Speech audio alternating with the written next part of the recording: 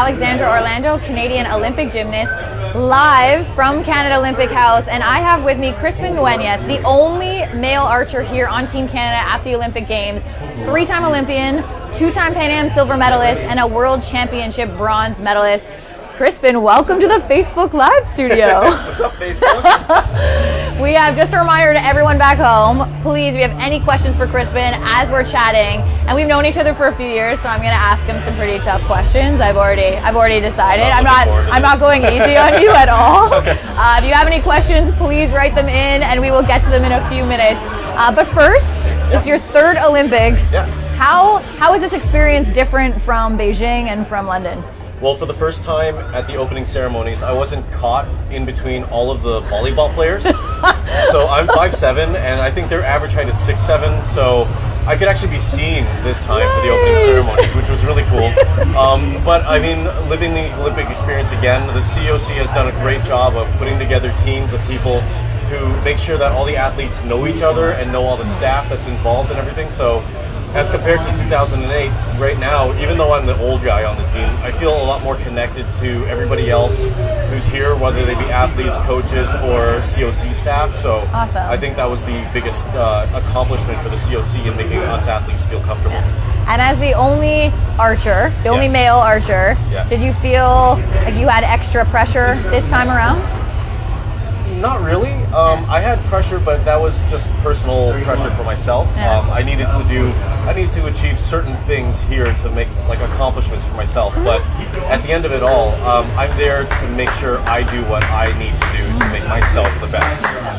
Whatever everybody else is expecting of me, it's great and everything. But I mean, I'm not out there to please this person or that person, or and everything is just to make sure that I fulfill what I need to do. Yeah, awesome. And maybe for everyone back home, I mean, there's so many messages of support and love that have been coming through Facebook, all social media platforms. I'm sure your phone is blowing up. You probably have to put it away while you're competing. Always. But maybe for your fans, how did you get into the sport of archery? First of all, you need to like to shoot things. Awesome. Okay. But for archery, it's a very solitary type sport. It's not a team sport. And I'm pretty sure on a lot of my report cards when I was younger, I'm pretty sure any teachers who are watching right now know that on my report card when I was younger said, does not play well with others. You know what? I think that was on my report card as well. Individual sport. Individual right? sports. There we go. Individual sports, the only way to go for me. But I tried every other sport that I could when I was younger. I was on every team I could possibly be in when I was in elementary school. I came from a background of gymnastics, swimming, and karate. But then I eventually just mentioned to my grade 8 math teacher that I was really interested in trying archery because my mom didn't want guns in the house and I wanted to try guns. So he gave me a pamphlet. We're very candid here in the Facebook Live studio. We know each other very well. And now the rest of the world knows you very well. I think we just match. We just match, right? Yeah. Sorry, not to interrupt. Puts makeup from her own personal purse on me sometimes. Well, I mean the tan lines. Yeah. The tan lines. I mean they're epic. They are epic tan lines. Everybody. I know sport of archery. You're outside. Clearly, he's rocking a better tan than me. I'm a little upset. I'm gonna get over it. But so you found yourself in this sport, and then did you know right away that this was it? This is your thing? After about 6 months of shooting, I went and competed in my first Ontario Summer Games, and I got to live the games experience. There was an opening ceremony, there was a flame, there was a village, and there were a whole bunch of other sports that were there, and I kind of started thinking I really liked the atmosphere here. I like how everybody kind of has this goal of being the best in their sport and competing to the highest of their abilities, and I was like, I think the Olympics is where I want to go. And then it got solidified for me when I saw the opening of the 2000 Olympics, and I saw my coach walk on TV, and I said, I want to do that. I want to wear that maple leaf, and I want to walk in with those people. So 8 years later, that happened in Beijing. And now three-time Olympian. And tell me again, we've talked about this many times, how steady do you have to be? I mean, how heavy is your bow?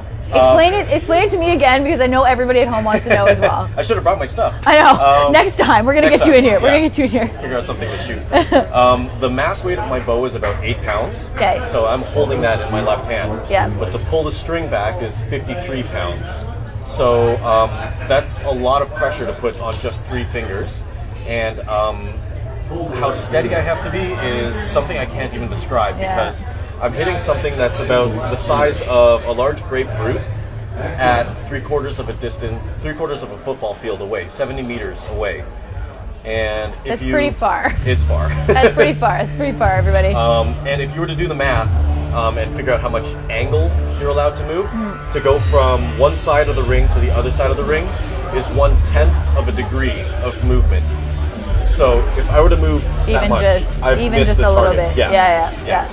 And we're hitting that all the time. Well, the best in the world are hitting that all the time. Yeah. How do you train? How do you train for that?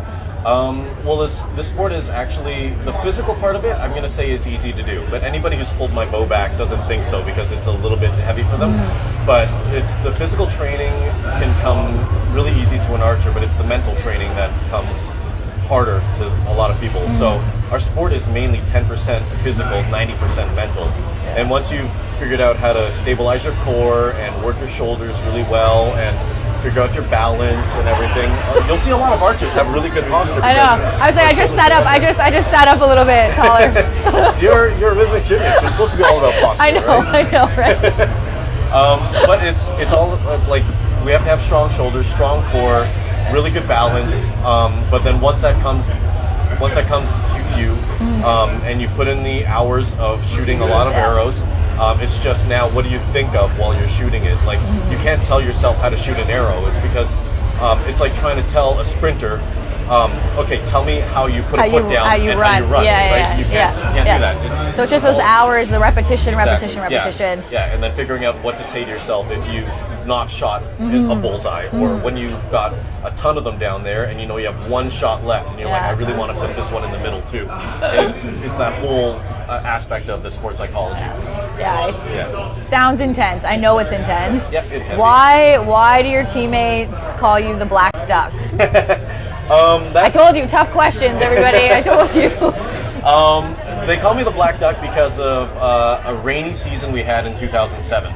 And that was the year we were trying to qualify a full team for the Olympics in 2008. And we were going to as many tournaments as we could. We were going to World Cups, like World Championships, everywhere. And it just so happened it was raining at every single tournament we went to. We could not escape it. It would be perfect for the practice, and then it would just rain during the tournament. So as a joke, my teammates and I went to the dollar store and we got rubber duckies. I love it. Just to put on our equipment. Just because it was something fun, and we were always in the rain, so why not? And I lucked out and I got the little black rubber ducky. So that's where it comes from? That's where it comes from. That's actually very funny. That's actually very funny. I think I remember in 2007 we were both at the Pan Am Games here in Rio. I saw the village. Oh, did you? Yeah, it's actually by the Olympic Village, and we drove by it when I was going to a mall, and I recognized all the buildings. So many memories, but I do recall it was raining. I do recall it raining a lot in 2007. Yeah. Well, we're going to turn to Facebook now, see if Canada has any questions for you.